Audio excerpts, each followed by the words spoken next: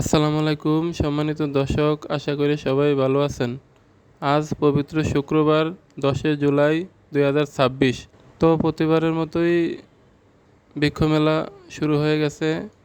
গতকাল 9 জুলাই থেকে জাতীয় বৃক্ষ মেলা শুরু হয়েছে। আজ দ্বিতীয় দিন চলতেছে। মাসব্যাপী এই বৃক্ষ মেলা চলবে ইনশাল্লাহ। আপনাদের ছোট ছোট সোনামণিদেরকে নিয়ে অবশ্যই এই বৃক্ষমেলা ভিজিট করবেন। এখানে বিভিন্ন প্রকারের ফল গাছ এবং ফুল গাছ নিয়ে এই বৃক্ষমেলা সাজানো হয়েছে। গ্রামের যে দৃশ্য, বক পানিতে মাছ শিকার করে, এখানে আর্টিফিশিয়াল বক বানিয়ে তারা ওই দৃশ্যকে তুলে ধরার চেষ্টা করছে। আরও রয়েছে বাহারি আম, ফুল ফল, লটকন ইত্যাদি।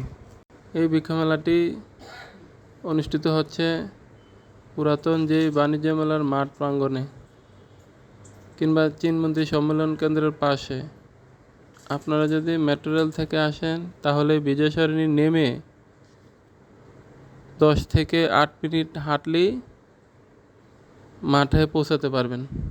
অপর পাশে রয়েছে আগারগাঁও মেট্রো স্টেশন। প্রতি বছরই এই বৃক্ষমেলাটি অনুষ্ঠিত হয়ে থাকে, বাণিজ্য মেলার মাঠেই হয়ে থাকে। তো আপনারা আগে যারা আসছেন তারা তো চিনেন, যারা কখনো আসেন নাই তারা আগারগাঁও বাণিজ্য মেলার মাঠে আসলেই পাবেন।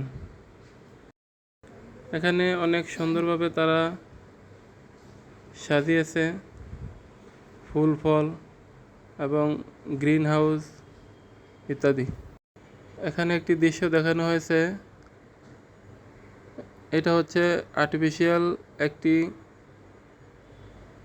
গ্রামের দৃশ্য কিংবা শহরের দৃশ্য।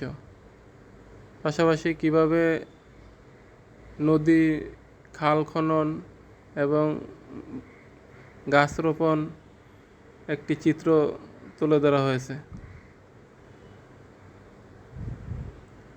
এই আর্টিফিশিয়াল চিত্রটি দিয়ে পুরো একটি গ্রামীণ দৃশ্য বোঝানো হয়েছে, অথবা শহরনগর কীভাবে গাছ রোপণ করবেন তারই একটা চিত্র।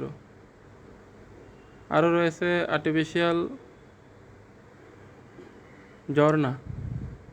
তো গাছ আমাদের প্রাকৃতিক অক্সিজেন দিয়ে থাকে। গাছ লাগানোর সময় এখন বর্ষাকাল, এখন অবশ্যই বাড়ির আঙ্গিনায় কিংবা ছাদে একটি হলে গাছ লাগাবো। তো যারা ফেসবুক থেকে দেখছেন তারা পেজটি ফলো দিবেন, যারা ইউটিউব চ্যানেল থেকে দেখছেন তারা অবশ্যই সাবস্ক্রাইব করে পাশে থাকবেন। সবার সুস্বাস্থ্য কামনা করে আজকে আমি বিদায় নিচ্ছি। আল্লাহ হাফেজ।